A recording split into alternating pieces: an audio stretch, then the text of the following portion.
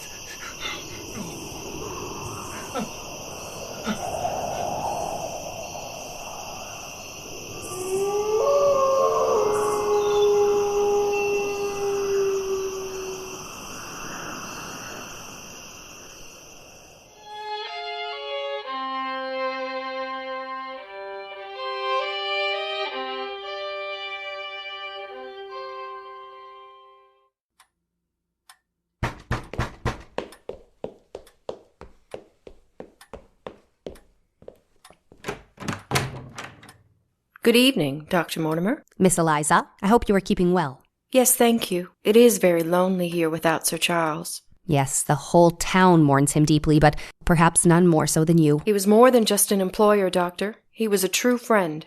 To us all, Miss Eliza. On a brighter note, I am on my way to London to meet Sir Henry Baskerville, who is arriving from Canada. That is good news, Doctor.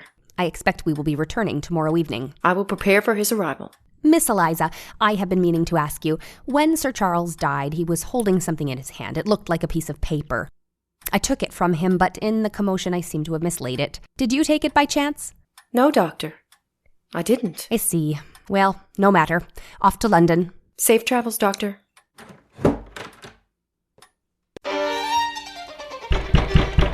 I know you're in there, Holmes.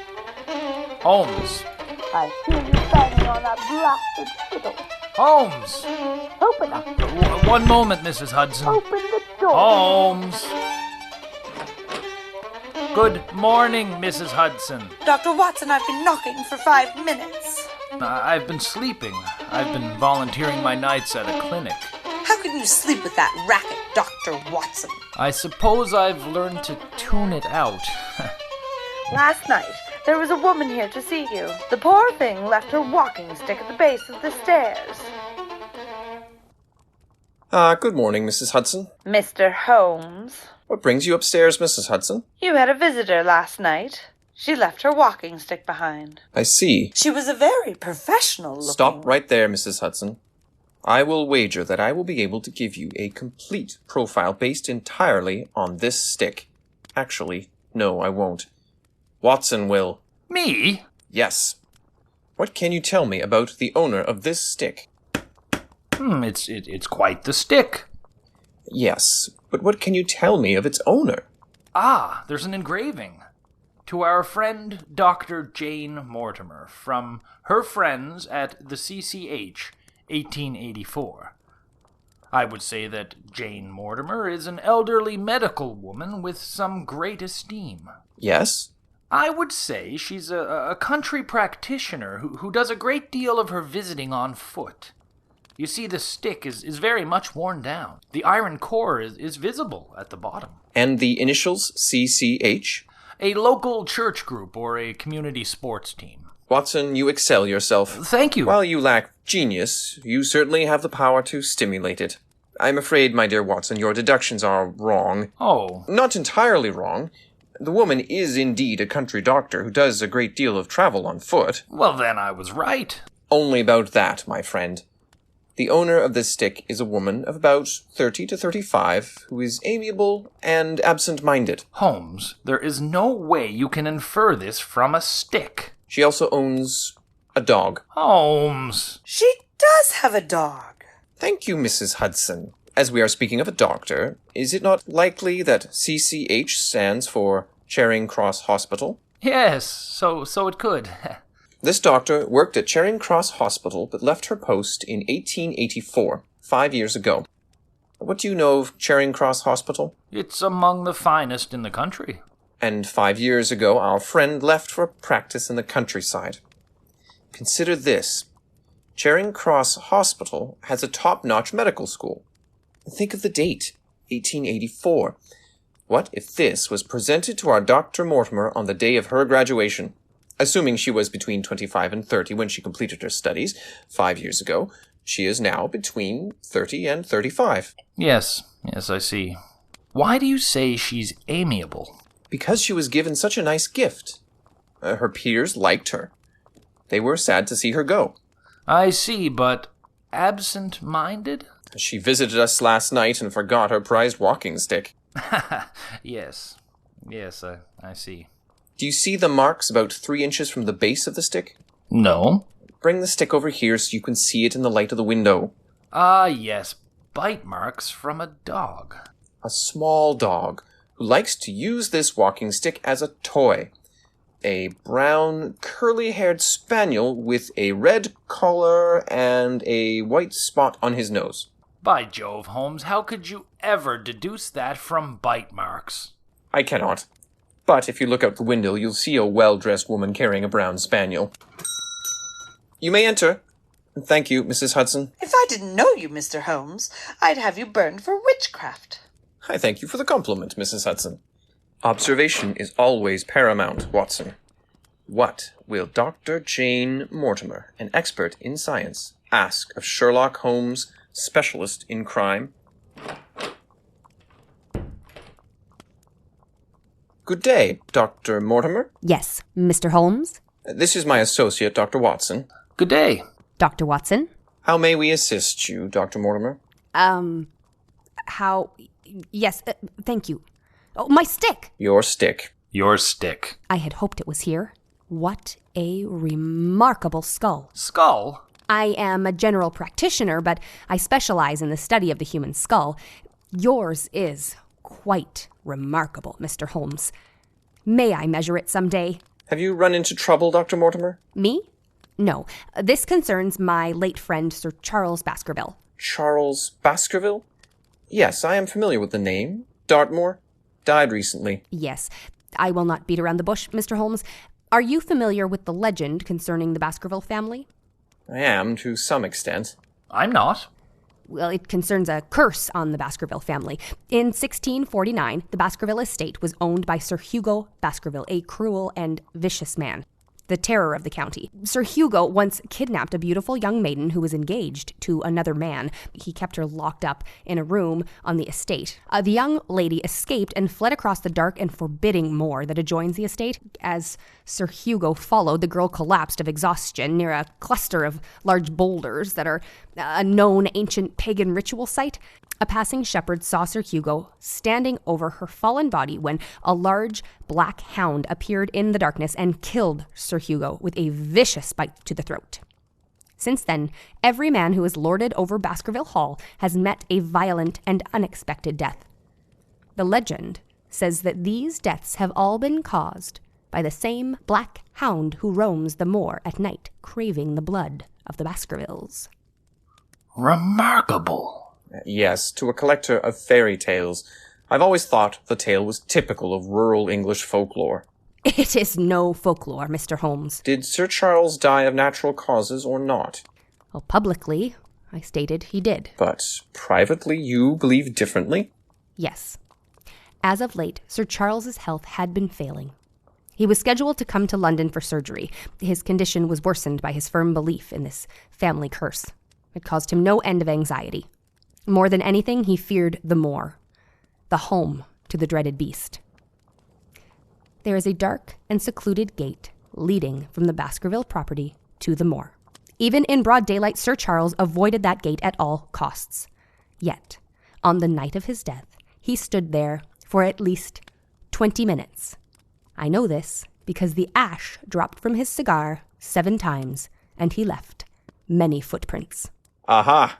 Watson, a woman after my own heart. Sir Charles's body was found about 100 yards from the back gate. I retraced his final steps, Mr. Holmes. He traveled the distance from the back gate to where his body was found on his tiptoes. Tiptoes? He was running. But from what? Another footprint I saw might answer that question. Was this footprint a man's or a woman's? It belonged, sir, to a giant hound. You are sure of this? Yes. I believe Sir Charles saw the dog and tried to escape. The combination of fear and the running caused his already weakened heart to stop beating. You said nothing of this at the inquest. I am sure that Sir Charles's death was caused by his weak heart. Everything else is simply not provable. Understood, Doctor. You were in very tricky waters. Tell me, Doctor, all things considered, do you believe this is a supernatural event? I have not said so. Dr. Mortimer, I have confronted many forms of evil, but I would be useless against a large hound of hell. Why have you come to me? Sir Henry Baskerville, Sir Charles's nephew. He is heir to the estate. He is a man of excellent character. I would hate for him to suffer the same fate. He is arriving at the train station in a few hours. What do you suggest I do? Meet Sir Henry at the train and spend the night in London. Send me a telegram when you are settled in your hotel. Watson and I will visit you. There is very little I can do at this point, and judging by the sound of the scratching at my door, your little spaniel requires your attention. Good day, Dr. Mortimer. Yes. Understood, Mr. Holmes. Dr. Watson? Well, Holmes? The Moor of Dartmoor. Certainly a dark and brooding place. A perfect place for the devil's work. You cannot believe this is the work of the devil, Holmes? I do. Holmes! Watson, the devil is pure evil. Evil is most often found in the flesh and blood of humans. This case has a character of its very own. If you remove the legend of the giant hound from the situation, it is a simple question of who was Sir Charles waiting for at the rear gate. Well, how did you know he intended to meet someone at the gate? Why else would he spend so much time near a place he fears? I must think, Watson. Could you please hand me my violin?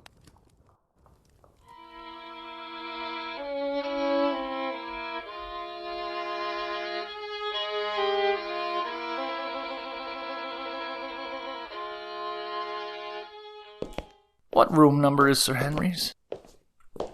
Holmes? Yes? Oh, yes, Watson. You must forgive me. While my body is walking through this hotel hallway, my mind is casually strolling through Dartmoor.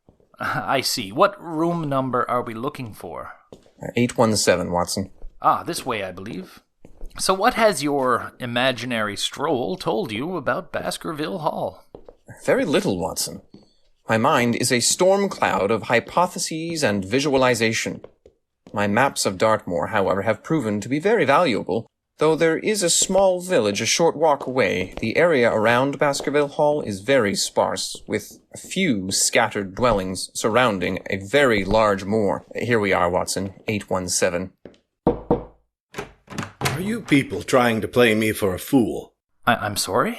I don't know how you could lose one boot. Sir Henry? Ah, Mr. Holmes. Doctor, Sir Henry, this is Sherlock Holmes and Dr. Watson. Oh, I'm very sorry. I thought you were someone else. Yes, I would hope so. Please, come in, gentlemen. Please forgive my... You say you are missing a boot? Yes. Earlier today, I put a pair of boots outside my door to be cleaned. Only one was returned. I've had those boots for years. I'd hate to lose them. Very frustrating, Mr. Holmes. Quite all right, Sir Henry. You are a man who likes puzzles. Yes. Something rather puzzling happened earlier today. I'd like you to take a look at it. Indeed. I just received a letter. I suspect this is some sort of joke, but Dr. Mortimer is concerned. Mr. Holmes, until I met with you this morning, I had no intention of staying in London. Sir Henry and I agreed upon this hotel only minutes after we met. Nobody knows we're staying here. How could someone send a letter to Sir Henry unless... You were being followed. Exactly. May I see this letter? Yes, here it is. If you value your life or your reason, keep away from the moor. Interesting. Every word except more was cut from a recent edition of the Times. The Times uses a very specific typeface, instantly recognizable to the well-trained eye. Yes, but why did they take the trouble to write the word more? It is not a commonly used word. Every other word is found in many instances in any edition of any newspaper. Judging by the shaky lettering and the smudged ink, this was done in a hurry. I would like to caution you, Sir Henry. It is almost certain you are being followed. Who would do such a thing? Are you familiar with the legend of the Hound of the Baskervilles? Yes, I've known about the story since I was in the nursery. I grew up thinking it was nothing more than old-world folklore. Are you gentlemen hungry? Oh, yes. Mr. Holmes? I could eat. If you gentlemen know of an open kitchen, I would certainly appreciate your company for dinner. It would, of course, be my treat. I know of just the place. Shall we?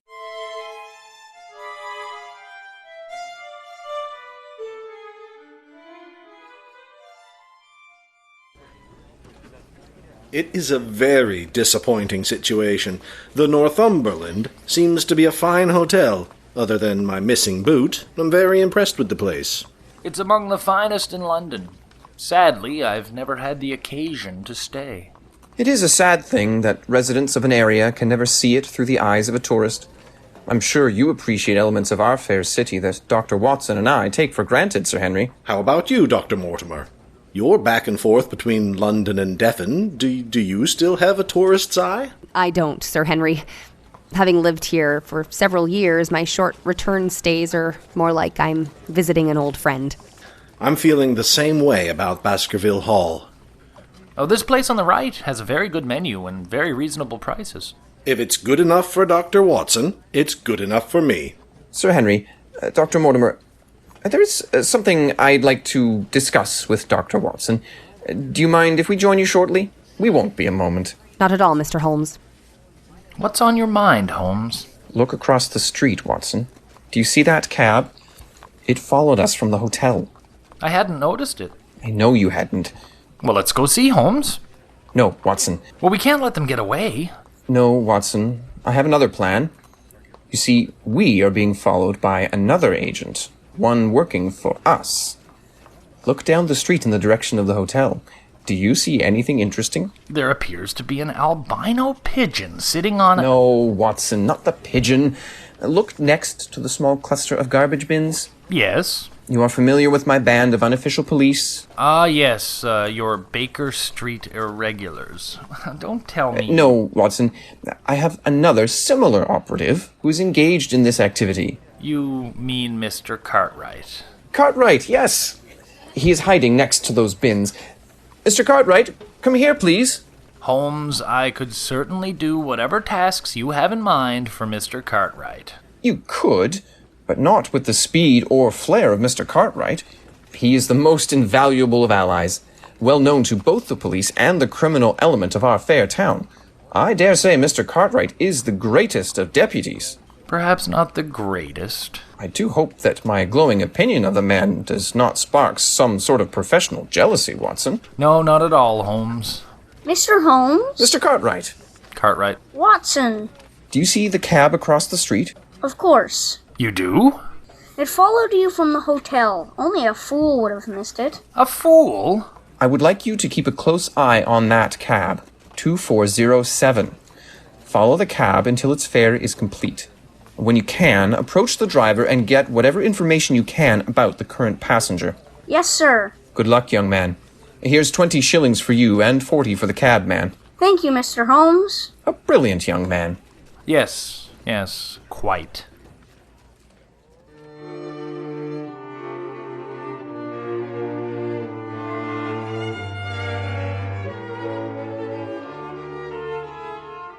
How was your dinner, Sir Henry?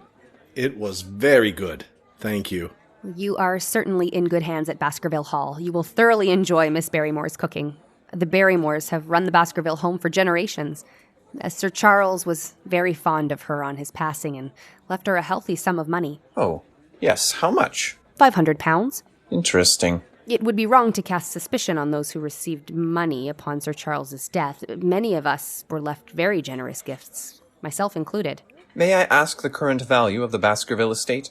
Well, nothing has been appraised, but it is estimated at well over £1 million. I had no idea so much money was involved. Perish the thought. Should something happen to you, Sir Henry, who inherits the estate? I'm sure I have some distant cousin out there somewhere, but I'm the last true Baskerville. Sir Charles had 2 brothers. Henry's father, also called Henry, died when he was a young man. He had brain fever when I was 6. And Roger Baskerville. He also died quite young. My lunatic Uncle Roger. Died wandering the jungles of South America. You know that man from legend, Hugo Baskerville. There was a lot of him in my crazy Uncle Roger. I'll be the first to admit, I inherited some of the Baskerville temper. But Uncle Roger had it in spades. Sir Henry, you intend to live permanently at Baskerville Hall? Absolutely. I would caution against returning alone. Dr. Mortimer will be coming with me. Yes, but she has a very busy medical practice. I'm sure it has suffered in her absence. Will you come, Mr. Holmes? It is impossible for me to be away from London. One of the most respected names in Parliament has hired me to investigate a case of blackmail. I fear he will need my assistance minimizing the damage to his good name. Then who would you suggest? Watson. Me? There's not a finer man in this country to have at your side when you are in a tricky spot. Well, I go with pleasure. That is very kind of you, Doctor. I will not forget your generosity. Well, there's no way I'd rather spend my time.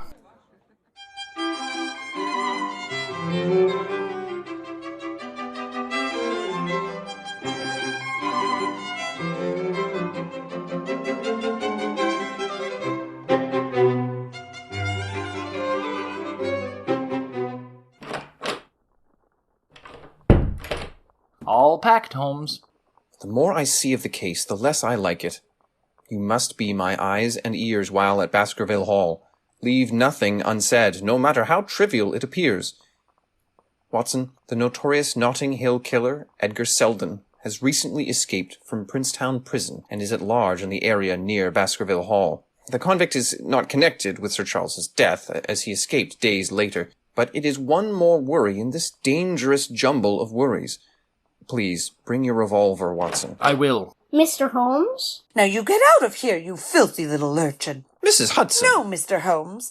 This little reprobate is not welcome in the home of London's greatest detective. It's all right, Mrs. Hudson. He's working for me. Working for you?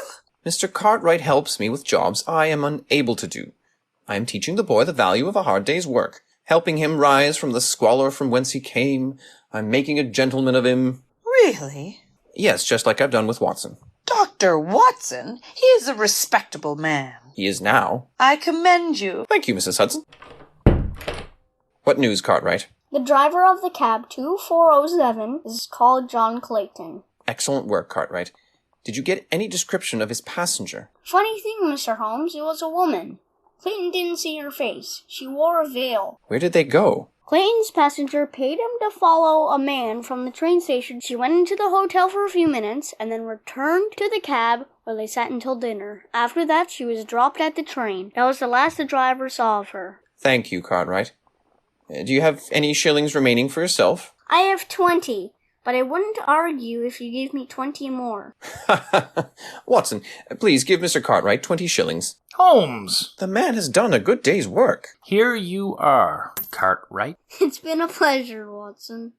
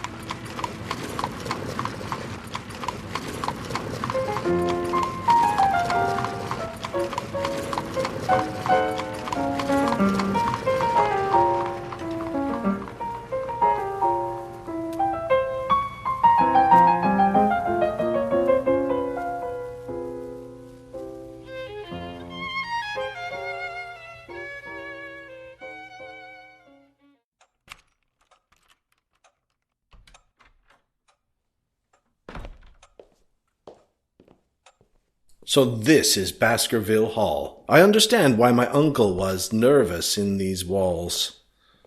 Dark, bleak, imposing. But there is something about it, Doctor. Something that makes me feel welcome.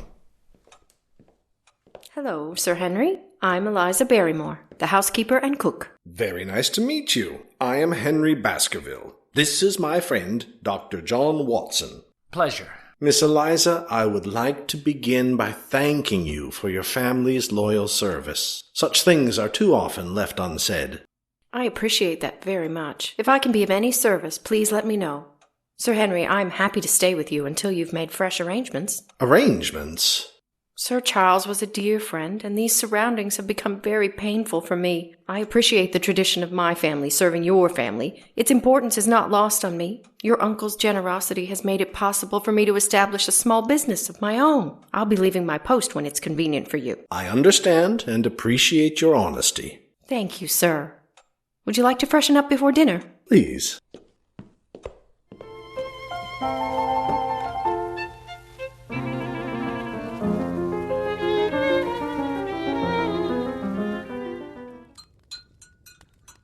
Perhaps some changes are in order. Larger windows, rows of electric light. There's a classical beauty about the place. Hello, Sir Henry. I am Sarah Frankland. You are the very spit of your uncle. It is a pleasure to meet you, Mrs. Frankland. This is my friend, Dr. Watson. A pleasure, Doctor. I was returning from the town and thought I would pop in to see if you'd arrived. I apologize for the late hour, but the courts, as usual, ran later than planned. Think nothing of it. You work at the courts? No, sir, though I'd save a fortune if I did. How so? People seem to have a hard time understanding where their property lines end and where mine begin. My estate, as granted by King James, is 102 acres and not one blade of grass less. Yet people, including the Crown, seem to like to forget that.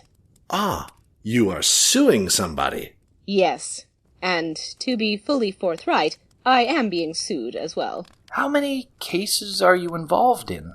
23. 16 where I am the plaintiff, and 7 where someone's petty ambitions are wasting my time. Oh, dear me, what are they concerning? Land, Doctor. Land is the one commodity that simply cannot be produced. One can always mine more coal, grow more wheat, or raise more cows, but land is very finite. Would I be wise to sit idly by and allow someone to put a road through my pastures? A bridge over my streams? If I permit that, my property is as good as gone. Give an inch, they'll take a square mile. Very interesting, Mrs. Frankland. Your husband must be a very proud man. Well, I'm sure he would be if he wasn't dead. 8 years now. It is the noble pursuit of justice that keeps me company these days. Do you have children? 4. 2 boys, 2 girls. The boys are successful merchants in London. My eldest daughter runs a school for young ladies around Kent, and my youngest daughter ran off with some artist. She lives in the village. At least she's nearby. May as well be the moon for as much as I see her. Your openness is refreshing, Mrs. Frankland. This is a small town, Sir Henry. Our skeletons don't stay in the closet for long. I may as well give you the truth before you hear someone else's side. Indeed. I hope our swords never cross. I'm quite sure they won't, Sir Henry. I was very fond of your uncle. We often met together for dinner or drinks with Dr. Mortimer and Mr. Stapleton. We were indeed a strange batch.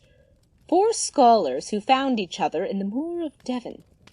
Have you seen the moor? Only from a distance. Doctor? Oh, I intend to walk it tomorrow morning. Would you like to join me, Sir Henry? Perhaps later in the day. Very good. Will you join us for a drink, Mrs. Frankland? It would be my pleasure. If it's no trouble, Sir Henry, I'd like to retire early. Very well, Doctor. I shall have Mrs. Frankland for company. Good night, Sir Henry. Ms. Frankland? A pleasure to meet you.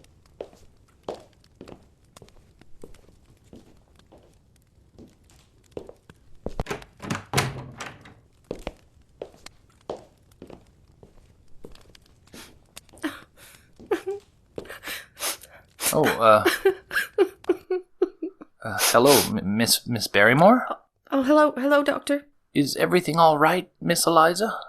Excuse me, yes. I'm fine, Doctor. Are you sure? I thought I'm fine, thank you. Yes. Understood. Have a good night. Good night, Doctor.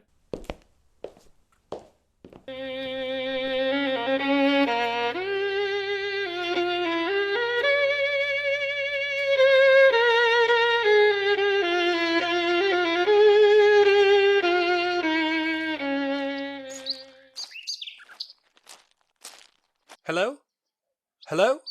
Dr. Watson? Yes. Hello. I thought that was you. I heard you were staying at Baskerville Hall.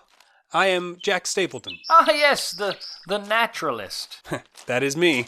What brings you to the moor? Well, I've heard so much, I thought a visit would be in order. Allow me to be the first to welcome you to the vast Devonshire moor. Most considered a wasteland, I think of it as a treasure trove of natural wonders. Would you like a quick tour? Oh, I would love one.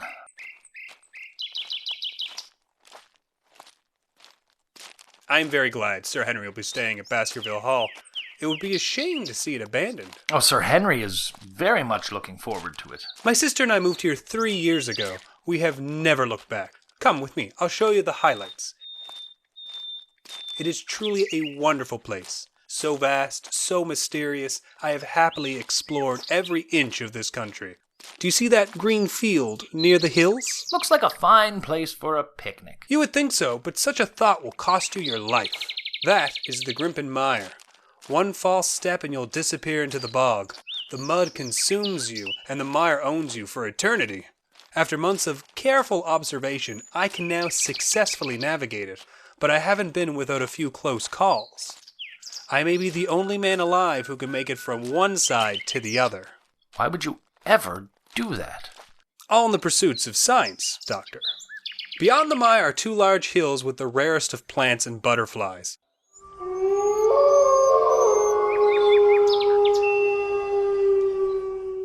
Oh, dear heavens, what was that? You've just heard what the locals say is the Hound of the Baskervilles. Oh, dreadful, dreadful. Do you know of the alleged Baskerville curse? I tell you, Doctor, nobody spends more time on this moor than I, and I have never seen anything that looks remotely like a giant black dog. No? Well, what do you say the sound is? Bogs make strange noises. Mud settling, water rising. Do you see those large rocks over there? They look like small hills. Yes. They are the Neolithic houses, homes of prehistoric man. Dr. Mortimer spends a great deal of her time over there, digging up bones and skulls. Our forefathers had a whole city right over there. They grew their crops right here where we're standing. Their cattle grazed on those hills. Truly makes one think, eh, Doctor? Oh, it certainly does. There's a woman coming up the path. Yes, that is my sister, Beryl. Here. Hello, Jack. I see you've found a friend on the moor. Yes, I'm showing him the sights. It is rare that my brother finds a fellow human in these parts. Most of his acquaintances are butterflies and moths. Jack, I believe I saw some of those moths you've been trying to nab for your collection. Which moth? The Cyclopides. Where? Over there, near the blackberry bushes. I do hope so. Excuse me, I'm sure my sister will keep you company as I hunt for my flying treasures. As you will, Mr. Stapleton. If you know what's good for you, you will leave instantly. Do as I tell you. Go back and never set foot on the moor again. Do you hear me? This warning is for your own good. Head back to London tonight. Do not repeat this to my brother. There is a real danger to the Baskervilles who live here. Go back and never return. Miss Stapleton, I'm not Sir Henry. I'm Dr. Watson, a friend of Sir Henry's. I'm quite sorry, Doctor. Those words are intended for Sir Henry. Please forget them. I may be able to forget your words, Miss Stapleton, but I'll never forget the tone or that look in your eyes. Tell me why you wanted me to leave, and I'll be sure to repeat your warning to Sir Henry. Sir Charles was a dear friend. He was very much afraid of the family curse. He was not a foolish man, so there had to be something to his fears. I wanted only to warn Sir Henry. Why must it be kept from your brother? Jack would think me foolish if he knew I believed in the curse. Miss Stapleton, I can't say I understand, but your brother's coming back. Perhaps I can arrange for you to meet Sir Henry? The bugger flew away.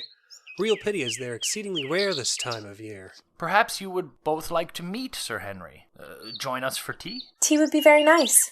I look forward to finally meeting him. I will also need your guidance. Sadly, I've gotten myself turned around. North? Try again, Doctor. Allow me to show you a few more spots of interest. Then we'll be off for tea.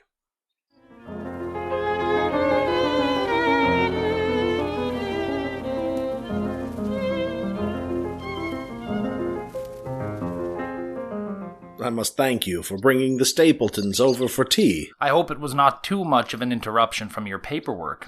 Not at all. It was a welcome retreat from the tedious. You know, Doctor, my opinion of this place has changed greatly. Last night, in the gloom and the darkness, I felt a desire to bury myself in my work. This morning, however, by the light of the sun, it's quite cheerful. Yes, what is quite charming by day is very sinister by night.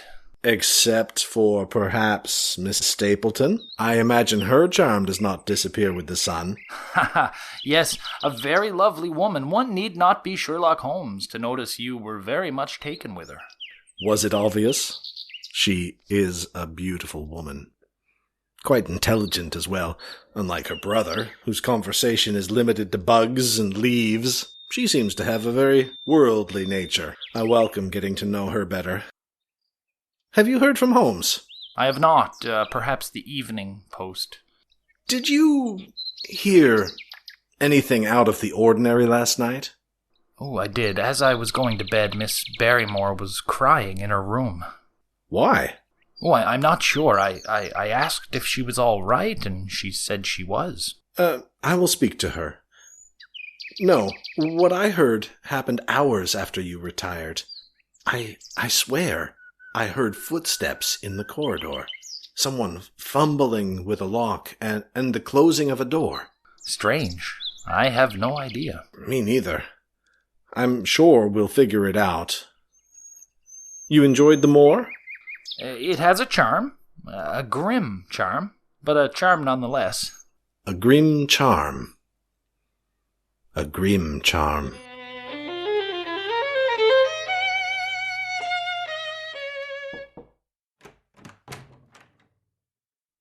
Doctor, are you awake? Yes? Do you hear those footsteps? I do. I thought it was you. No, it's Miss Barrymore. What's she doing at this hour? She went this way, I think. Quiet. Let's see what she's up to.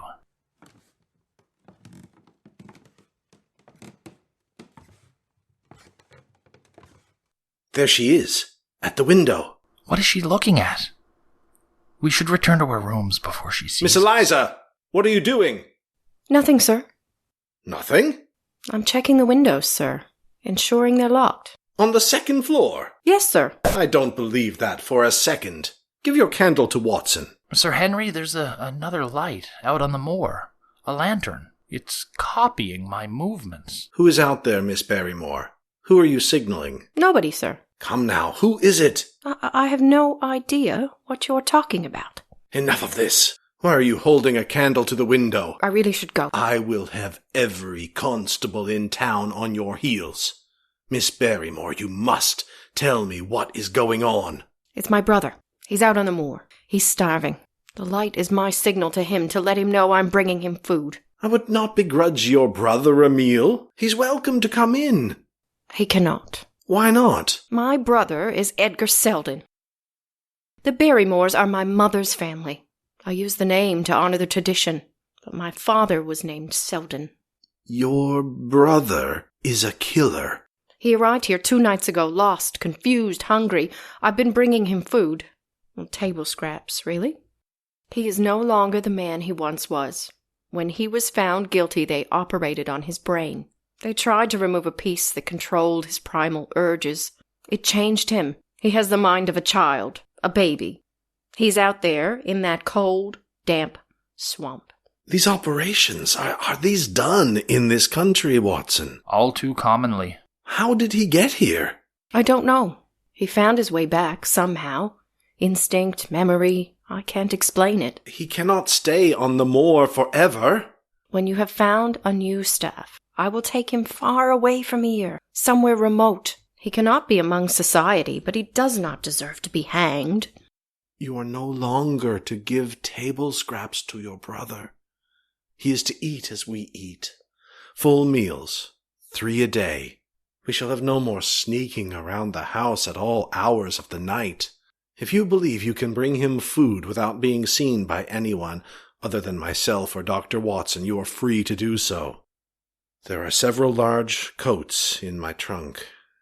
I used them during my winters in the Canadian North. I can't imagine I'll need them any more. I would like you to give them to your brother. The moor gets very cold at night. Thank you. I will be very sad to lose you, but I understand your motives, and believe they are very honorable. Get those coats, prepare a meal, and go to your brother. Good night, Sir Henry. He's waiting by his lantern. Get your revolver, Doctor. We are going to speak to him. Sir Henry, we cannot go out to the moor at night. I will not allow a member of a fine family like the Barrymores to live in a cold, dark swamp. This man is either a crazed killer who must be turned into the police, or a simple child who should be in a hospital. I'm going to the moor to find out. You may come with me if you like, but you will not stop me. Please, reconsider this. I've made an oath to Holmes to keep you safe. Then you had best come with me.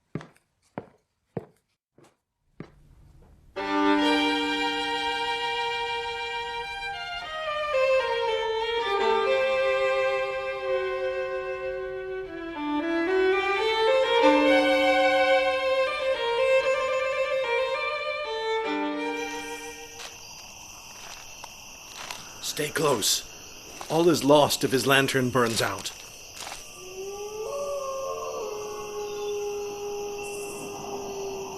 What is that, Watson? It's what the locals believe is the Hound of the Baskervilles. I will never get that sound out of my head. Shall we turn back? No, there he is, in the clearing. Do you see that large tree? I do. I will approach him from the left. You through those rocks and take him from the right. Don't rush him. We only want to speak to him. That's understood.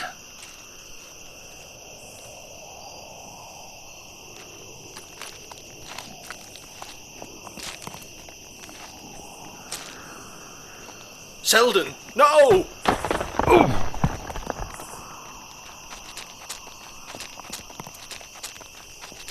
Dr. Watson, are you all right? I think so, yes. Mr. Selden, come back. We only wish to speak to you. We are friends of your sister's.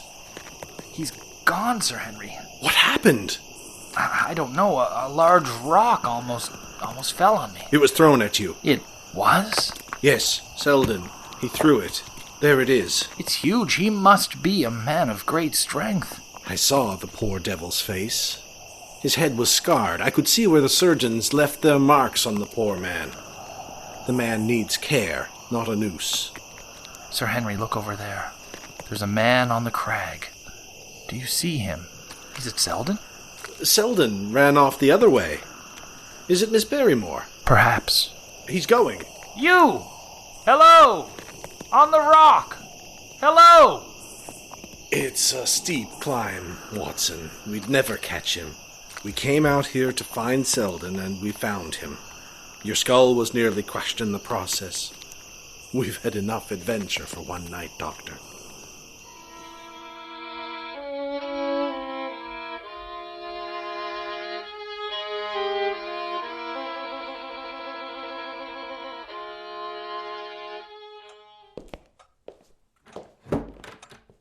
Sir Henry, you have been so kind.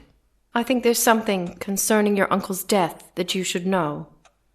Something I have withheld from everyone. What do you know? On the day your uncle died, he received a letter from a woman that asked him to meet her at the back gate at midnight. He was holding the letter when he died. He seemed very distraught when he read it. I asked him who it was from. He said it was from a young woman who was in some trouble. Who was she? I don't have the name, but it was signed L.L. That is all I know, Sir Henry. Why have you concealed this? Sir Charles was very good to me. If he died naturally, his reason for being at that gate is not important. The people around these parts are very good people, but they often find themselves bored, and this boredom breeds gossip. Word that Sir Charles was meeting a young woman late at night would do nothing but spin the wheels of imagination. Where is the letter now? I burned it. Thank you for this information. Please, get some rest. Make sure your brother wants for nothing. Thank you, Sir Henry. Good night.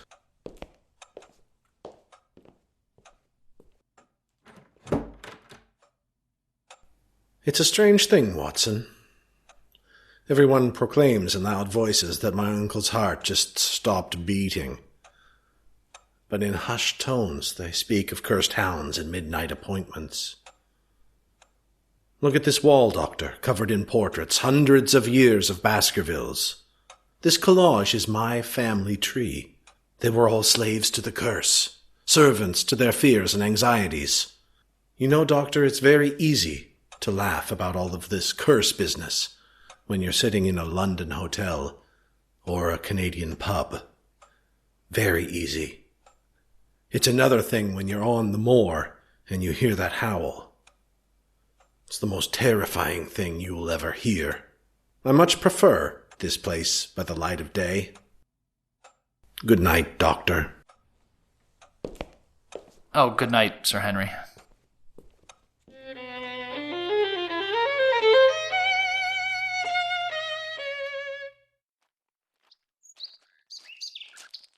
Watson? Dr. Watson? What brings you to this side of the moor? Ah, hello, Mrs. Frankland. You've been staying at Baskerville Hall for 2 weeks, and it's taken you this long to come for a visit. I was starting to feel as if you didn't like me. Oh, no, not at all, not at all. Come on over. Join me for a celebratory glass of wine. I have had several, and I'm starting to feel like quite the glutton. It's a red-letter day for me, Watson. I have successfully stopped the passage of a lane through my property and have had it moved to the front yard of old Lord Middleton. That'll teach him to try and displace my sheep with an annex to his hunting grounds. Oh, he thinks because he is a lord he can hunt wherever he wants. Well, now he's going to have a busy street inches from his kitchen table. And I am soon to have the police on my side. I have exactly what they want to know. I could tell them everything they need. What are you talking about, Mrs. Frankland? You know of my hobby? Litigation? No, Doctor, that is my work. My hobby is astronomy. Astronomy! The telescope is the greatest of inventions. Good for seeing other planets at night, but even better for watching this planet by day. You know of the escaped convict Selden? Oh, yes. I have found him. Really? A child has been bringing that man his meals. Same path, same hour, 3 times a day, over there in the ancient settlements. Look through this telescope and tell me what you see. Oh, you're right. A small boy is carrying food into those caves. Have you ever seen a black dog on the moor?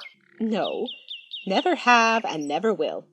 While this telescope is of the finest of craftsmanship, it does not have the ability to see the imaginary. You don't believe the legend? No. You won't tell anyone that I've found Selden? Not unless pressured. Understandable. It is a real shame I didn't have my telescope years ago when my young Laura ran off with that artist. I'd have chased him away the moment I saw him. He thought he was the second coming of Michelangelo. He drew all these horrible sketches, lines going off in all directions. Do you know what he used to sketch with? No, I don't. Charcoal. Charcoal! Give me oils and watercolors. Throw that charcoal in the ash pile where it belongs. I should have thrown that rotten artist in the ash pile as well. Like they always say, Mrs. Frankland, one man's art is another man's ash pile. Oh, Doctor, you are a good man. I pray you don't return to the city before we have a chance to dine together. I enjoy having someone of wit to talk to. You should consider moving here. Will you give me a parcel of land where I can build a house? What? No. Oh, you're joking. No, Doctor. 1 minute, you're young and surrounded by a family, a house full of children, a husband. And the next you're sitting alone on a roof, staring at a bog. Never thought my husband would die so young. Never thought the kids would grow up so fast. James is trying to enter politics. Frederick has a huge family. Edna runs her school, and Laura. I always thought she would stay here, but she had to marry that no-good Sam Lyons. Your daughter is called Laura Lyons. My daughter is Laura Franklin. The woman she became is Laura Lyons. L.L. Did your daughter know Sir Charles Baskerville? Of course. Oh, Mrs. Frankland, I just remembered I have a very important meeting with Sir Henry. Ah, well, that's unfortunate. Doctor, it appears Sir Henry has also forgotten about your appointment. He's walking the moor. Alone? No, he has Miss Stapleton on his arm. I really must go. Now come on back before too long. I sure appreciate the company, Doctor.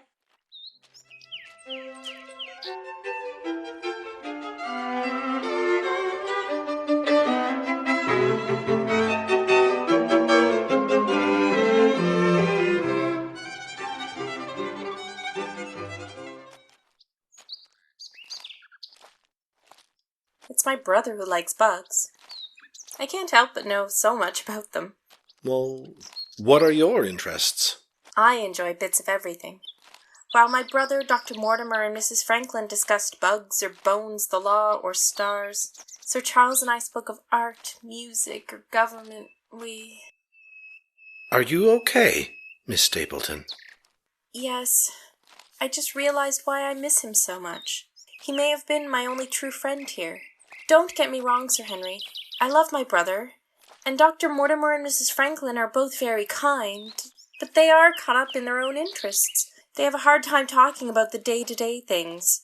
Sir Charles is the only one who ever asked me regular things, like how my day was or how I was feeling. I miss it. Miss Stapleton, there are a couple of things I've been meaning to ask you. How was your day? How are you feeling? You are in fine form, Sir Henry. I think it's the fresh air. I've been cooped up for weeks. Do you miss Canada? I haven't been away long enough, but I'm sure I will. Do you ever think about going back? Someday for a visit, but I belong here. I'm not sure anyone belongs here. Miss Stapleton, are you trying to get rid of me? Certainly not. I'm only suggesting that you may be too good for Dartmoor. I will leave, but you will have to come with me. Don't be foolish. I moved halfway across the world to live in an ancient house under a curse. Foolishness comes naturally to me. Sir Henry, I must tell you something. No, me first. Baskerville. Stapleton! I don't know how you people do things in the colonies, but you aren't doing it here. Get away from my sister this instant. Have you no decorum, Beryl? Arm in arm with a man you hardly know. I'm showing him the moor, Jack. He asked me to take him around. I'm sure he did. Get home now. Jack! Home! Thank you for a lovely afternoon, Miss Stapleton. I'm sorry, Sir Henry. You think you can walk into my neighborhood and take everything you want? I asked your sister to take me around the moor. I've been so busy with my work that I haven't had time. Why all the secrecy? Why wait until I was not around? There was nothing sinister about it, Stapleton. You disrespect me by not obtaining my permission to court my sister. We aren't courting. We were out for a walk. Arm in arm. What if I had asked you for permission? I would have said no. What have you got against me? I don't want her to be any part of your cursed family. I've already lost a good friend of mine in your uncle. I will not lose a sister. That's foolish. That is my final word. Stay away from me and stay away from my sister. She is sick, unstable. You would only get hurt. Doesn't her opinion matter? She has no choice in the matter? What's wrong with you people? Hello, Doctor. I'm sorry you had to see that. Think nothing of it. Thank you. I am sorry to have come to the moor without you. I suppose the only place for me is in a dark corner of Baskerville Hall, under lock and key. I can't imagine it will be for much longer. I hope not, Doctor.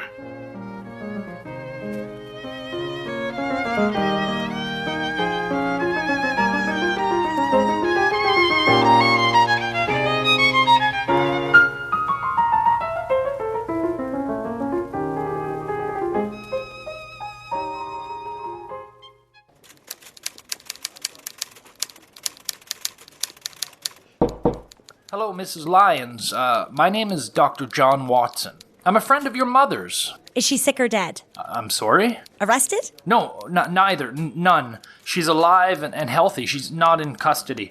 Why do you ask? My mother and I have no contact. I assumed you were here to tell me she was ill or dead. I'm working with a detective who's investigating some matters concerning the death of Sir Charles Baskerville.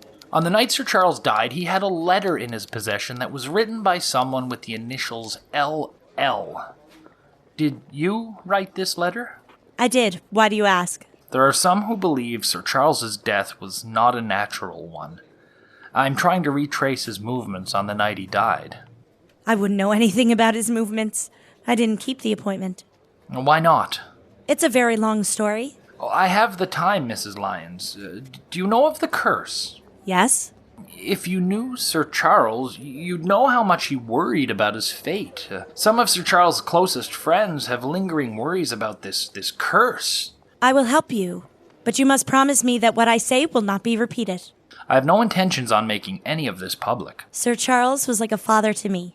A dear, dear man. He helped me when my own family wouldn't. My husband was a dreadful man, a violent drunkard who was very cruel to me. Sir Charles helped me get free from him. How? He found me a new place, a new job. He paid for a lawyer so I could divorce my husband. I cannot overstate what his generosity did for me. So why did you ask to meet that night? Sir Charles was due to go to London for a medical procedure. He was in ill health, and there was a chance he would never return.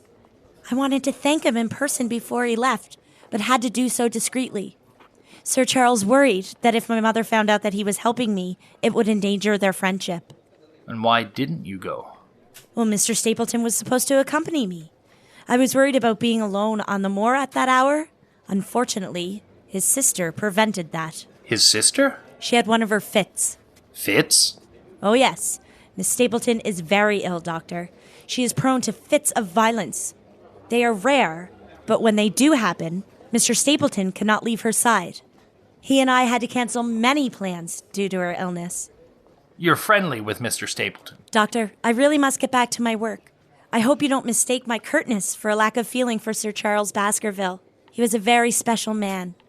An angel to me. I simply cannot tell you more than I have. You have been very, very helpful, Mrs. Lyons. Good luck, Doctor. You too.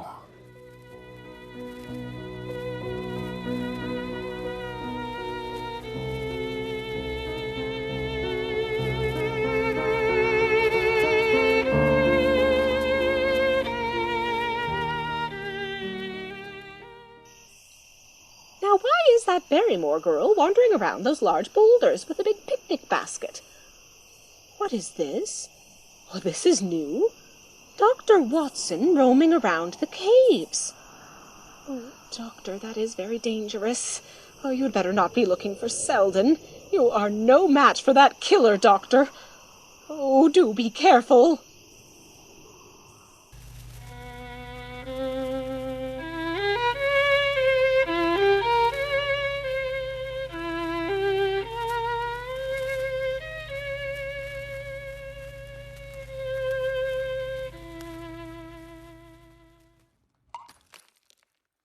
Hello? Hello? I know you're in here. I've seen the child bringing food to this cave. Now come out now. I want to know who you are and what it is you're doing here. Stack of books, butterflies, witchcraft, notebook. Dr. Watson gone to village to see LL. All my movements from the last week are in here. All right, come out now. Whoever you are, I am armed. Drop any weapon you have, and come out. Show yourself.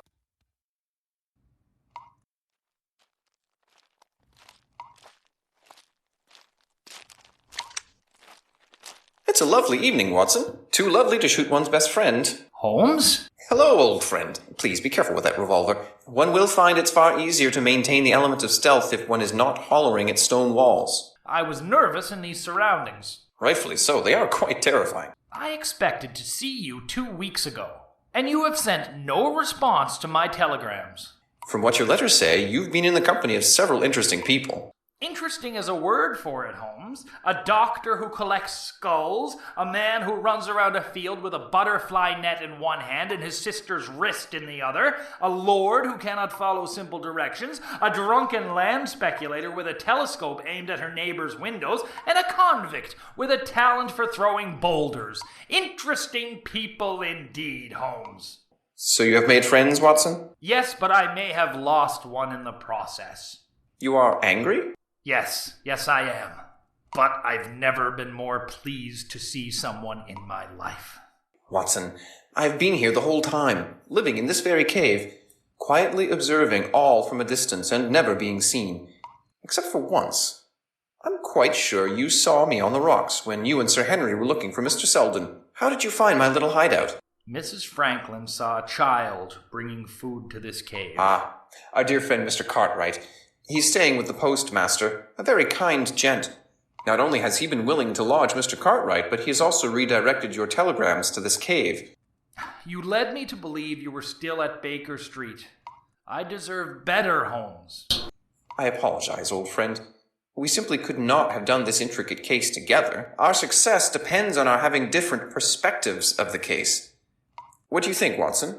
What about? The death of Sir Charles. Do you have an opinion? Well, I think he died of a heart attack. He did. But what of the curse? I don't know what to think, Holmes. I certainly don't believe Sir Henry is safe. Nor do I. So what does he have to fear? Much. Such as?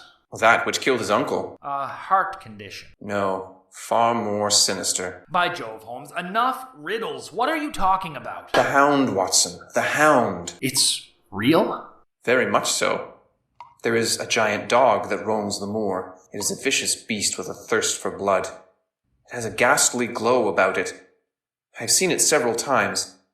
I will admit that I am glad I have not had to face it up close. It is truly horrifying, Watson.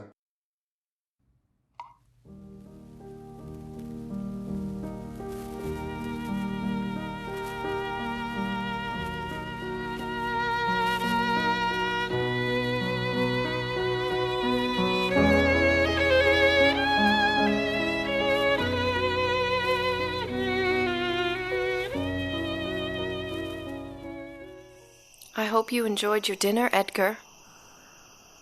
I'm sure you recognized Mother's biscuits. I admit they're not as she made them, but they're as close as I'll ever get. I'm working on a plan to get you out of here, to get us somewhere safe where nobody will find you.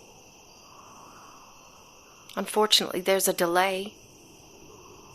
The men who I paid to help you escape, they demanded more money than we had agreed. They've left me with nothing. I promise you, Edgar, it will only be a short while before we can go. Just keep hiding as you have. It won't be long. I promise.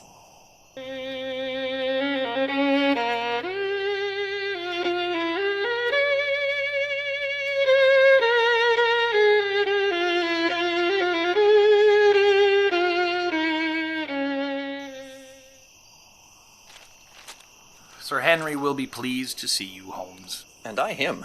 It is a shame that one of those close to him wants him dead. What? Oh yes, one of his nearest and dearest has hatched a rather intricate plan to kill him. It is the same plan, with a few modifications, used to kill his uncle. I thought you said the Hound killed Sir Charles? The sight of the Hound caused Sir Charles's death, but it was no coincidence that Sir Charles and the Hound found themselves together that night. Well, have you figured out who is responsible? My net is closing in on the guilty party, just as their net is closing in on Sir Henry. In another day, 2 at most, I will have my case complete. I only worry that... Come, Watson. Holmes, over here. Mind your step. Shine the lantern down there. Careful, Watson. He fell off the rocks. He must have hit his head. I'm afraid it's Sir Henry. I recognize his coat. I am to blame for this. Had we worked together, one of us could have been with him at all times. Holmes, this is not Sir Henry. It's Selden, the convict. He's wearing Sir Henry's old coat. He's broken his neck, Holmes. Watson, look over my right shoulder. What do you see at the top of the hill? Good Lord, Holmes, it's a large black dog. It's glowing. That is the Hound of the Baskervilles. I assure you that Selden was running from the dog, lost his way in the dark, and ran off the cliff. Quickly, we must go to the hall to speak to Sir Henry. Say nothing of the dog to anyone.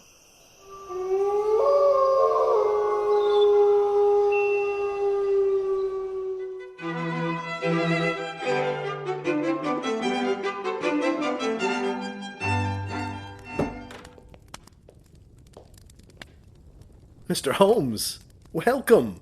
I had no idea you were due to arrive. Yes, I wanted to see how you are enjoying your new home. It is taking some getting used to, but I enjoy it. I'm very pleased to hear this. Have you resolved our little case? We have.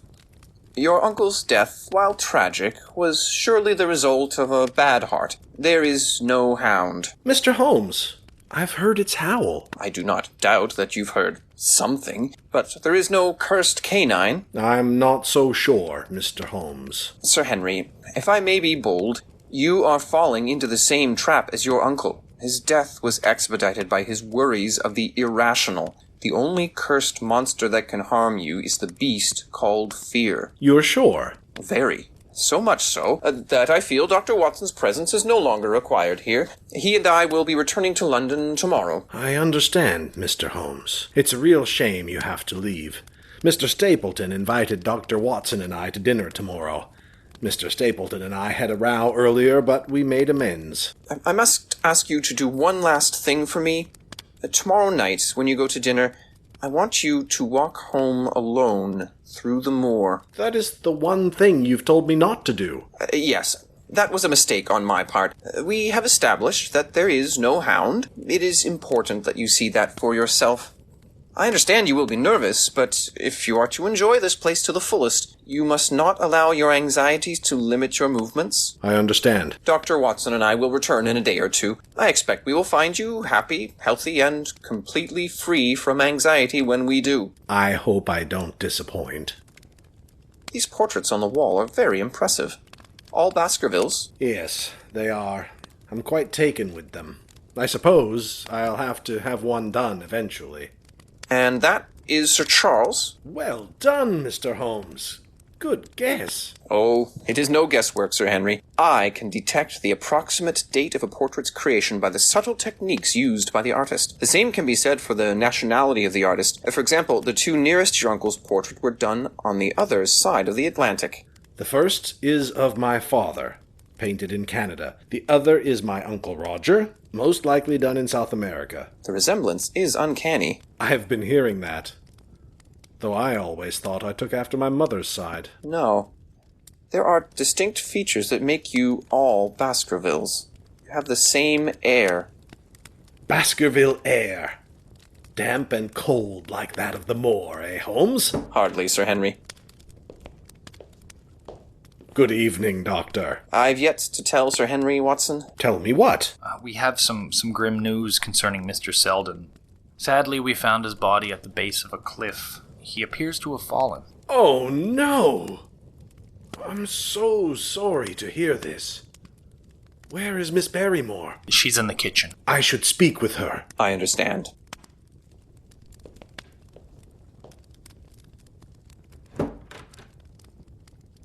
Holmes, I know that look in your eye. You're thinking. I am always thinking, Watson. But have you figured something out? I am confirming what I had suspected. Which is? I cannot tell you here. Come with me. Where are we going? To the moor. No need to bring your pistol. We will be perfectly safe.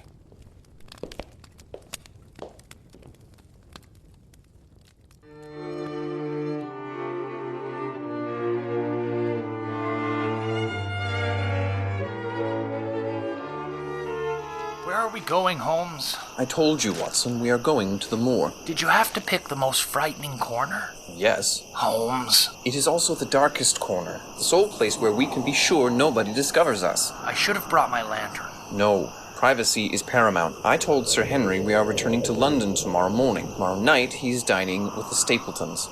After dinner, he will walk home through the moor. When he is walking, someone will release the Hound with the intent to kill him. Early tomorrow, we will take a carriage to the village. You will secretly slip into the moor. Go to the cave where I have been living. Stay there until I come for you. Where will you be?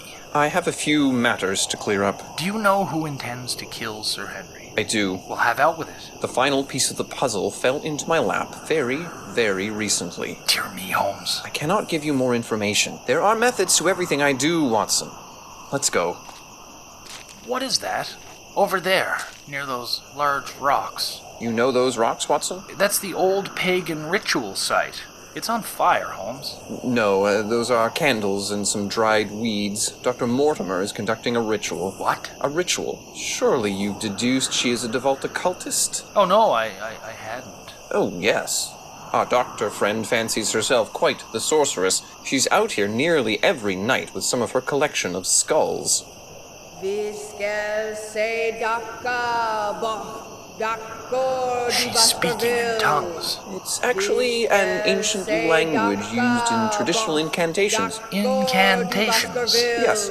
And the skulls, there are 21 of them. Each one represents a member of the Baskerville family who is said to have been a victim of the curse. I thought she used her skulls for the betterment of science. Oh, she does. She is quite adept at using those skulls to bridge the gap between science and religion.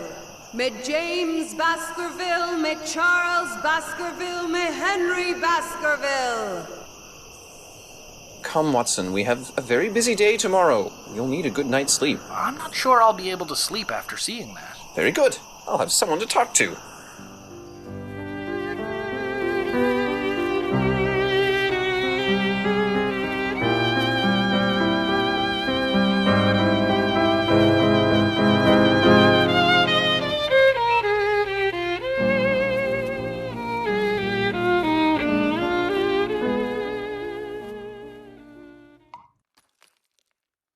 Hello, Watson. Oh, you startled me, Cartwright. Oh. It's customary to apologize when you startle someone, especially when you're in a dark cave. What are you doing here? Mr. Holmes asked me to come here. Did you bring food? No. Mr. Holmes said you didn't need any. He said you had a healthy breakfast. Well, that was hours ago. You seem nervous in the dark, Doctor. Would you like my lantern? No need. You can go, Cartwright. No, I'm supposed to wait here for Mr. Holmes. Hopefully he won't be much longer. He's gone to the village. Yes, I know. Oh, you know, do you? Yep, and I know who killed Sir Charles, too. I highly doubt that. No, I figured it out days ago. All right. Who did it? I'm not telling you. All right, you smart little chap. Write the name of the person you think is guilty on this piece of paper and seal it in this envelope. We'll put the envelope in a book, and we'll open it when Mr. Holmes reveals the guilty party. Deal. That piece of paper better not say that the Hound did it. It doesn't. If I'm right, you have to give me £1. A pound? Deal. But if you're wrong, you'll have to stop being so cheeky. Doctor, if I wasn't so cheeky, I'd never survive on the streets of London. It's nothing personal. Watson, Cartwright. Let's move. Cartwright, you know what to do. Yes, Mr. Holmes. Watson, you're with me. Holmes, will you hold on to this book? I've read it, Watson. Please, put it in your pocket until later. Fair enough. We have no time to waste.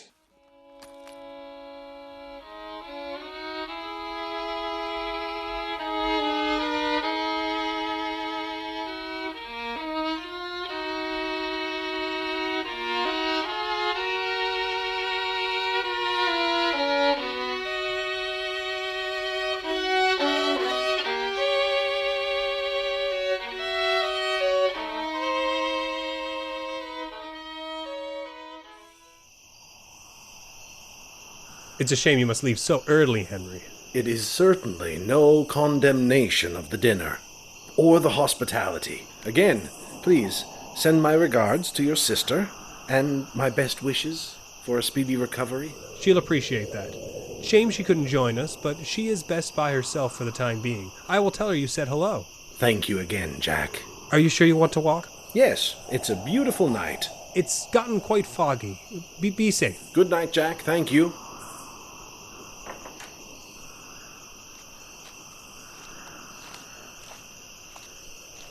Watson, here, behind this rock. This fog is abnormally thick.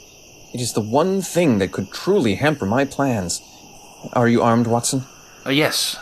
Stand at the ready.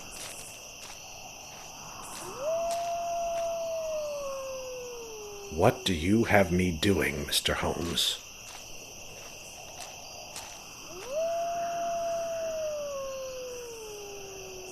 Do you see Sir Henry? No. Nor do I. Blasted fog.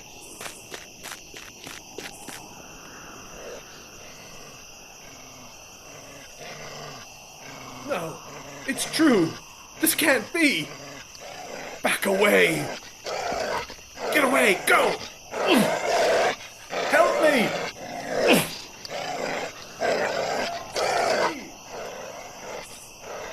Over there, Holmes. Quickly. Move, Watson. Go.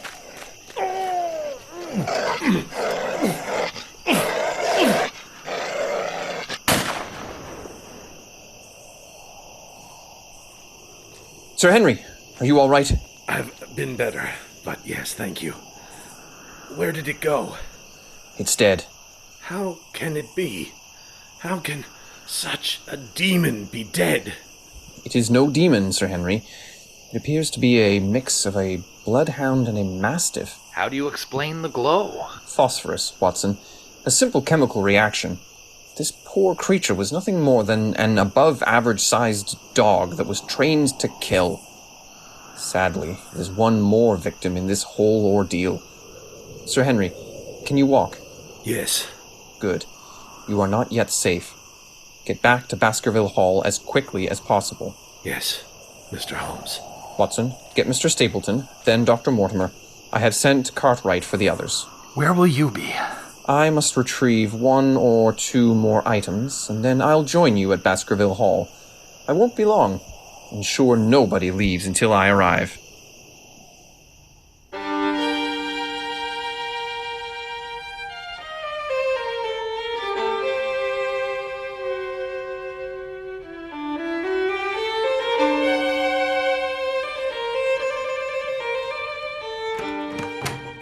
Good evening, everyone. Hardly a good evening, Holmes. Our friend was nearly killed. Yes, I know. I was there. Where is your sister, Mr. Stapleton? She is unwell. Ah. I wish you'd told me my mother would be here, Mr. Holmes. Please indulge me, Mrs. Lyons. I will be brief. The Hound of the Baskervilles is nothing more than a stray mongrel that was trained to kill by someone who disguised themselves as a friend to the Baskerville family. While many of us keep dogs as pets, this dog was kept as a weapon that was trained to attack upon the detection of a particular human scent, a scent obtained from an article of clothing. In Sir Henry's case, this was a boot that was stolen from his London hotel. 3 key events happened while Sir Henry was in London. He was followed by a woman in a cab. One of his boots was stolen, and he received a very unsettling letter advising him to avoid Baskerville Hall.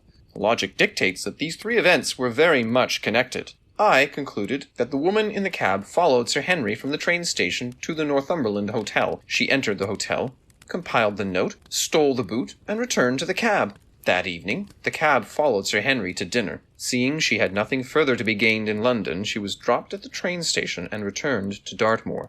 She introduced her dog to the scent of his next prey, Sir Henry Baskerville. So who was this woman? I immediately ruled out Miss Barrymore.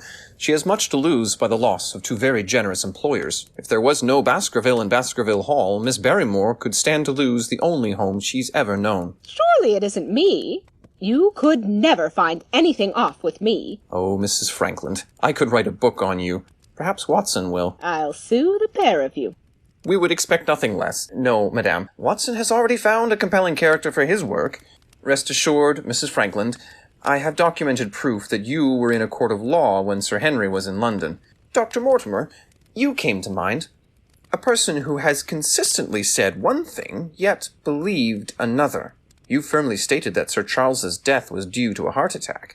But all along, you firmly believed in the presence of a dark, mystic force. You are mistaken, Mr. Holmes. Then why the nightly rituals on the moor?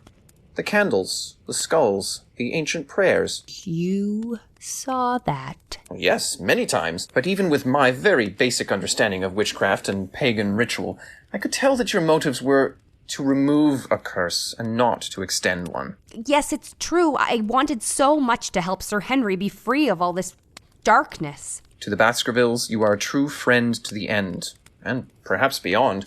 Miss Lyons, why were you to meet Sir Charles at the back gate, and why did you not show? Sir Charles helped me pay for my divorce and set me up with a business.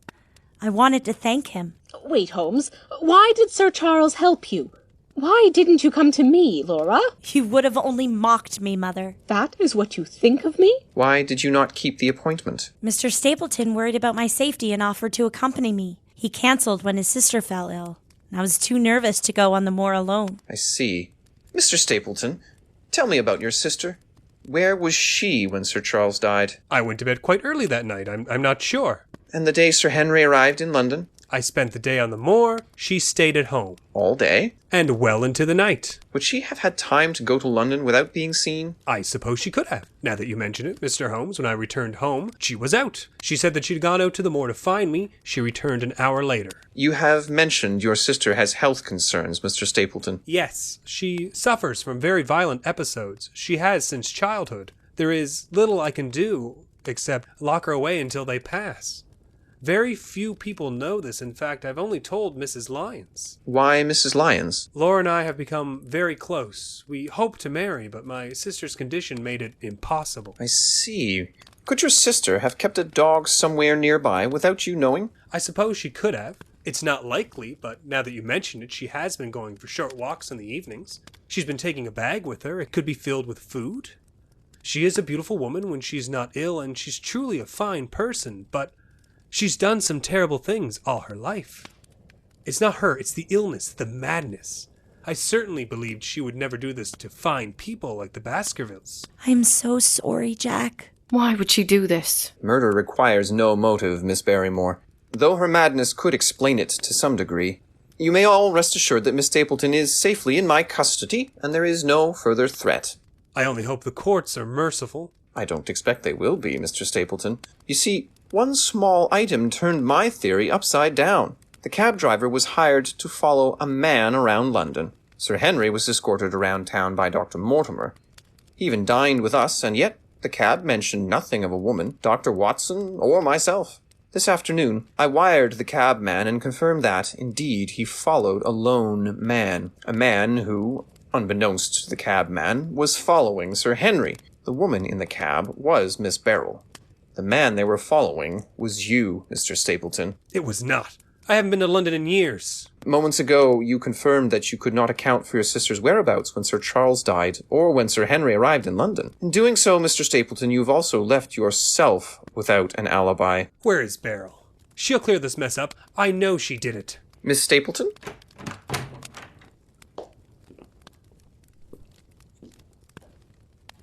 Yes, Mr. Holmes? While the rest of you were gathering here, I returned to the Stapleton house where I found Miss Stapleton locked in her room. Locked there by Mr. Stapleton. You see, there are a number of facts that must be made clear about our Miss Stapleton. Firstly, she does not, nor has she ever, suffered any psychological ailments. Secondly, she is not Mr. Stapleton's sister.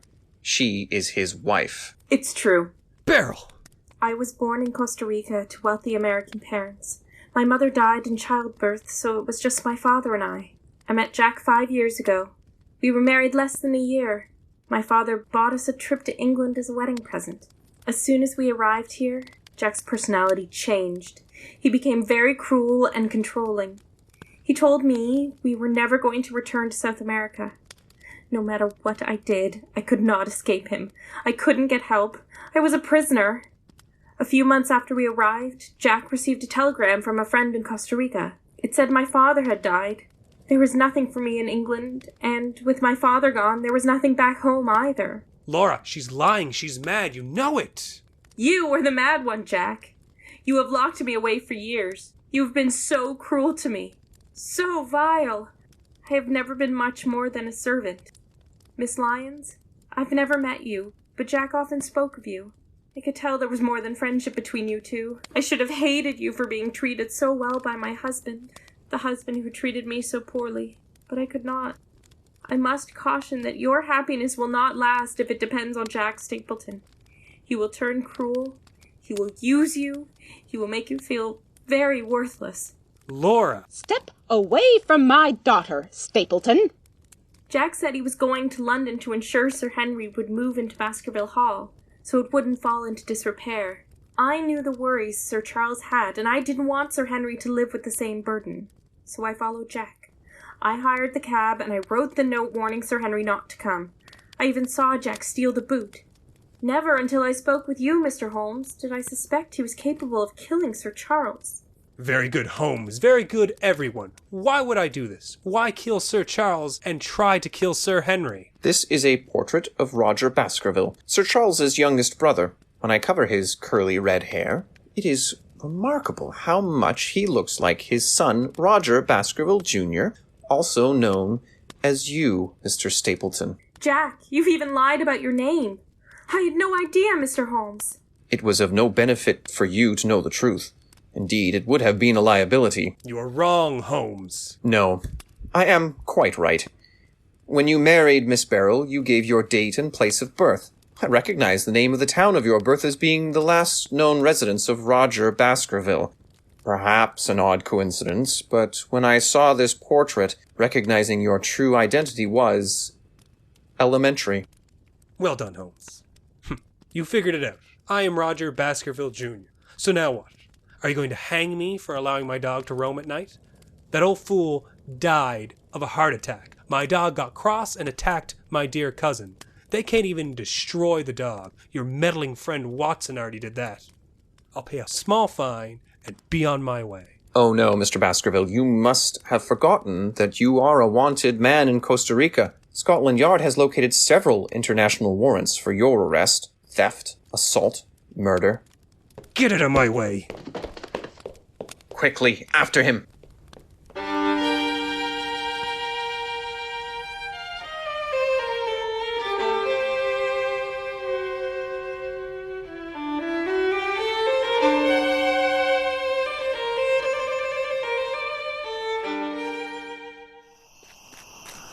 Do you have your pistol, Watson? I do. Try to get him in the leg. We want justice. There has been enough death. I'll try, Holmes, but it's quite dark. Go back, Sir Henry. You're hurt. I'm fine. I just want to speak to him. Roger! If you continue to follow me, you will all die. The mire will claim you. He's right, Holmes. In this darkness, we'd be lost. We'd be sucked down. He's almost there. Shoot, Watson. My leg! He slipped. He's in the mud. Quickly. Roger, cousin. Get away from me. I deserve this. This is my home, the home of my fathers. I worked my whole life to get back here. I will not let you take me away to live in a prison or be buried in a pauper's grave far away from where I belong. Quickly, you're sinking. Give me your hand. If I took your hand, it would only be to pull you in.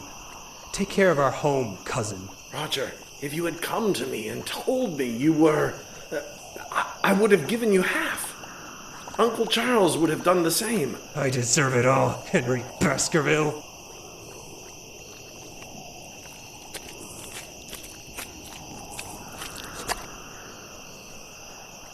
Why? Why did he do it? Greed. Your cousin did not see people as you do, Sir Henry. What was his endgame, Mr. Holmes? Surely he could not have announced to the world that he was Roger Baskerville Jr. all along and claimed the estate. We'll never know his true plan, Sir Henry. I have thought of two possible scenarios, one where he keeps the estate, one where he sells it. Neither included Miss Beryl or Mrs. Lyons. I see. Sir Henry, our contact at Scotland Yard has located Miss Beryl's father in Costa Rica. He is very much alive and is the very picture of health. He's very much looking forward to hearing from his daughter. I had planned to tell Miss Beryl, but I think it would mean more coming from you. That is very good news. She will be delighted. Look, the fog is lifting. The howls are gone. Sir Henry, believe me when I tell you, the curse is gone. The Hound of the Baskervilles is no more.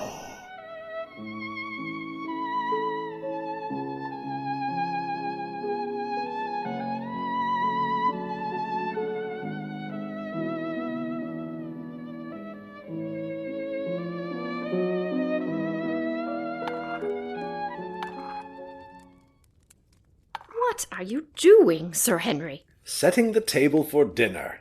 Sir Henry, please. Let me. Tonight you are my guest, Eliza. Sir Henry, why have you rearranged the painting on the wall? Is your portrait nearly finished? No, there's plenty of time to have mine done. I'm considering adding a portrait of my cousin Roger. Oh, Sir Henry, that's awfully morbid. Mr. Stapleton... Miss Eliza, his name was Roger Baskerville. This wall features every Baskerville. He should not be excluded. That is very true, Sir Henry. Sorry we're late. Dr. Mortimer lost her blasted walking stick again. The dog ran off with it. She thinks it's a bone. Hello, Sir Henry. Good evening, Mrs. Lyons. How are you? Wonderful.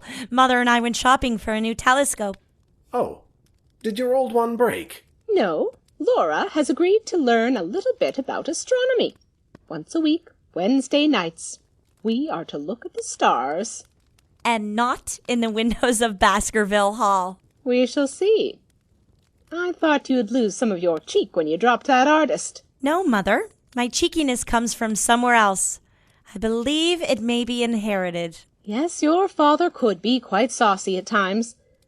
You know, Baskerville, with all of these renovations and these new electric lights, this damp old hall is starting to look very appealing to me. You could never afford it, Frankland. Good evening, everyone. Beryl, you look stunning. Wherever did you get those earrings? My father brought them when he visited. I could have him send another, Laura. Thank you. Dinner will be served in just one moment. As a special treat to my friend Eliza Barrymore, who has decided to stay employed at Baskerville Hall, I will be serving dinner, though I may need some help. You have me seated at the head of the table. No, that makes sense. You were married to a Baskerville. Mother. That is true, but that was not my intention. I would normally sit there, but as I am serving, this chair belongs to the lady of the manor. And since I do not have a lady of the manor, I get to choose my lady. It's an old English custom. No, it's not. But I may ask you to act as lady every time you visit, until a more permanent arrangement can be reached. That is agreeable to me. Now, before I burn my hands again on Miss Eliza's pots, I would like everyone to raise their glasses. One cannot choose his or her family, nor can he change his or her past. One can, however, choose his or her friends, and one can shape his or her future. I look around this table at a group of people who I am proud to say have chosen me as a friend, and I look forward to sharing a long and joyous future with all of you.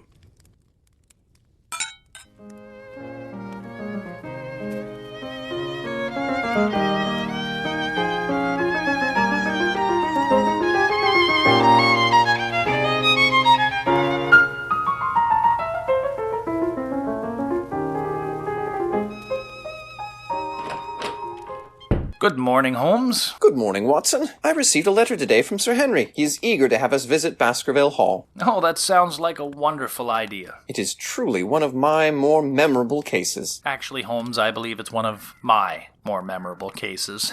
Well played, Watson. Speaking of cases, your caseload has been rather light lately. Oh, no, Watson. I've been as busy as ever. You worked so hard on the moors of Dartmoor that I assumed you needed a little break. Oh, not at all, Holmes. I'm ready for our next adventure. Very good, because there is a very confused-looking man walking down the street who, I wager, is headed here. Excellent. Oh, Watson, I've been meaning to ask you, in one of the books I had in the Dartmoor cave, there was a piece of paper with some writing on it. It looks to have been written by a child. What does it say? It says, Stapleton did it. Do you know anything about this? Not a thing, Holmes. Interesting. You may enter.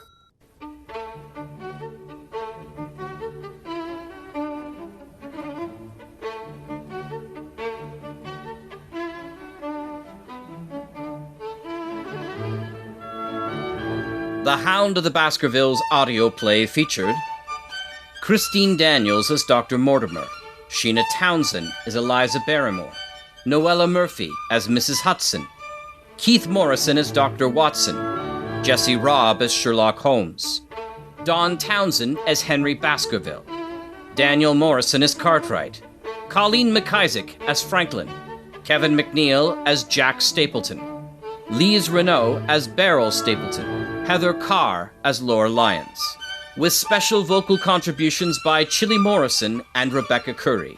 This production was directed and adapted from Sir Arthur Conan Doyle's novel of the same name by Keith Morrison, and was presented by Lion's Den Theatre.